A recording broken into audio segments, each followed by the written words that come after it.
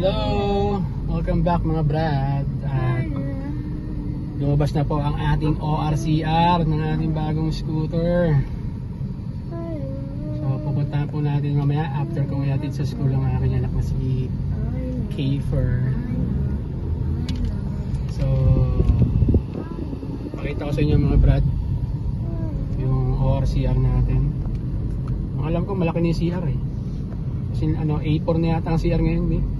Sila ng A4 na gagi. A4 or long. Baka pwede mo ipalaminate. Hindi, ganun na nga. Alam mo, ganun na eh. So, samahan nyo mga brad. Check natin. Get ko yung aking new ORCR.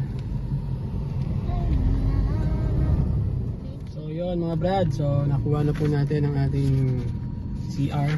Ang ating OR. So, para na po siyang titulo ng lupang mga brad.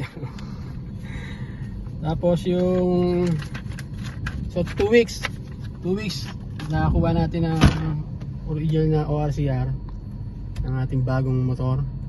Tapos yung insurance niya, yung TPL niya, hindi ko na muna kinuha kasi may mali doon sa address.